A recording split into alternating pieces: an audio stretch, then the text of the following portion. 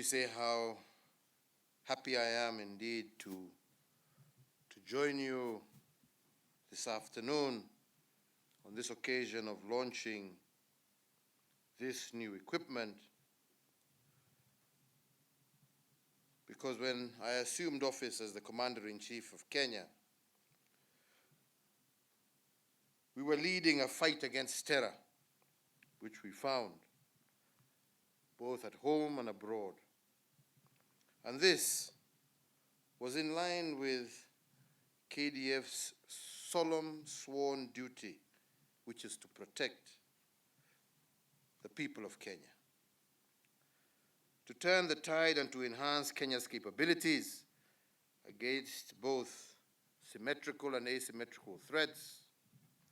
We embarked on a mission to reinvigorate the security sector generally and to retool it for better terrorism detection, prevention, and response. Over the last decade, we have made the most ambitious investments in the security sector that this republic has ever seen. We have implemented a number of innovative and complementary approaches that have scaled up our capability, capacities, and reach. These investments are bearing fruit in the present day, and I believe will continue to serve and secure Kenya for decades to come. However, cognizant of the fact that to sustain peace and stability, it takes more than just a gun. As part of our strategy to scale up the capacity of the defense forces, we incorporated a program to scale up its capacity to support civil as well as humanitarian interventions. In that regard, ladies and gentlemen, I'm pleased, like I said, to be here at Thika Barracks, home of the Kenya Army Corps of Engineers, as we add yet another arrow to our nation's security quiver by commissioning the operational engineering vehicles, some of which are on display here today. The fleet that we commissioned today is the product of ingenuity as well as a high sense of civic duty. The team, on the one hand, that was tasked with the restoration exercise, has given life to what many thought was dead, bringing back into operation equipment that had otherwise been written off. Hongera sana kwenu nyinyi nyote. Pongezi sana.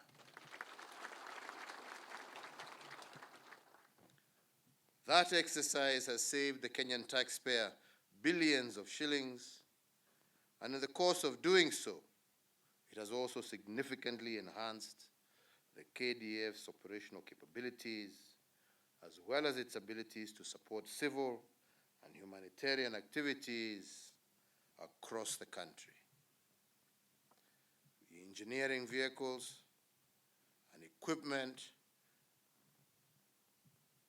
on their part will enhance the military engineering corps in the development of water sources such as dams, water pans, and boreholes, as well as the construction of roads, particularly in and around our semi-arid areas of our country. This is in keeping with what my government conceptualized of a military that not only guards our borders and secures our nation from external threats, but also delivers strategic national interests for the benefit of our citizenry. This feat has been made even more remarkable when one considers the context within which it has been delivered.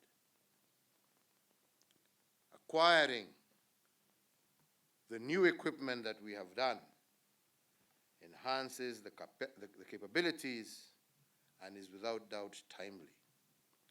Kenya, like every other country in the world, is grappling with a severe pandemic that has negatively affected lives, health, livelihood, and security.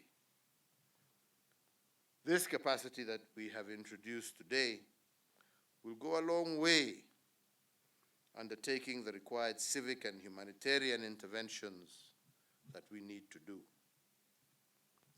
I must also say, I appreciate the partnership that has taken place also between KDF and the private sector in conceptualizing the procurement of the new vehicles and equipment.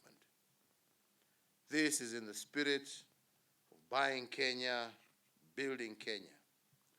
Defense and security, after all, do not exist in isolation. A vibrant manufacturing base within the private sector provides the impetus for national self-reliance, and I commend the Ministry of Defense, the Kenya Defense Forces, and the private sector for supporting the manufacturing component of the Big Four agenda. To prolong the lifespan of these systems, I would therefore urge strict adherence to proper equipment use and care by the operators and technicians. And furthermore, I also continue to challenge you to embrace innovation and technical proficiency in order to spur Kenya's industries and develop homegrown solutions to our needs. I want to applaud the military engineers and technicians who, within the multi-agency framework, continue to prove themselves as efficient as well as reliable agents of change. Indeed, the KDF has assisted in the rehabilitation of key infrastructure, including the Nairobi-Nyanyuki railway line, the Nakuru-Kisumu railway line,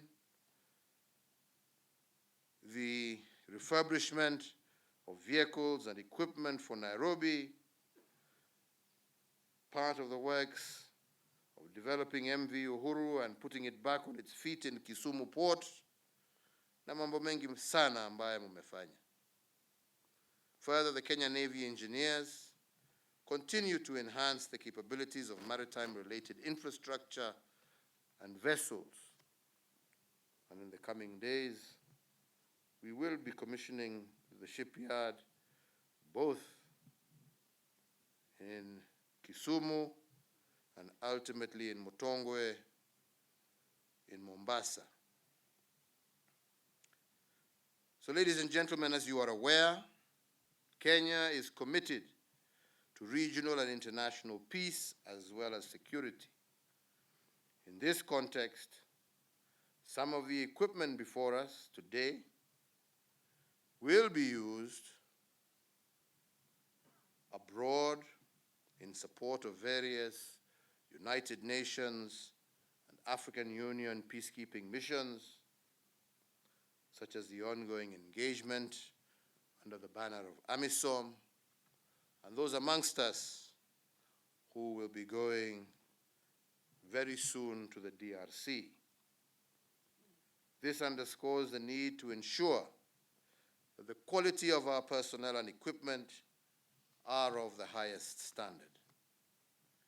To secure the gains you are making, I want to once again encourage a culture in the command structure where drivers of innovation are continually motivated. The results of such efforts will be manifest for decades to come. The choices that we make today will determine whether we have top-grade military capacity to defend the homeland and, where necessary, prosecute actions beyond our borders or wherever we will, and have a military that is capable of rising to the challenge. On our part, the civilian leaders of the administration, we will continue to provide support to the Kenya Defense Forces and indeed to all other security agencies towards the attainment of the highest level of preparedness and mission readiness for peace and security are not preordained. It takes sharp minds and strong hands of men and women such as yourselves to ensure that a country remains safe. We must never become complacent and rest on our laurels. Threats to the peace and security that Kenyans enjoy every day. There is an enemy out there who plots and tries to devise new ways to do us harm. Let us all remain vigilant and ready for action at any time. In conclusion, I would once again, as I always do, like to re-emphasize the significance of the multi-agency approach towards achieving Kenya's national security objectives. The whole of government approach has demonstrated that pooling together allows us to achieve more through resource sharing and leveraging on each agency's strengths and competencies. And in the same vein, joint public-private partnerships have also contributed to our success. If all these are well harnessed and directed, these can provide cost-effective, innovative solutions to the problems that we face. So, ladies and gentlemen, today I believe the sun will set on a vastly different Kenya and a vastly improved KDF. I want to once again salute each and every one of you who has made this day possible, and I wish you all well in your duties, both within and outside our country. May God guide you and continue protecting you as you continue protecting the lives of your fellow citizens. Mungu awabariki nyote na walinde. Asanteni sana.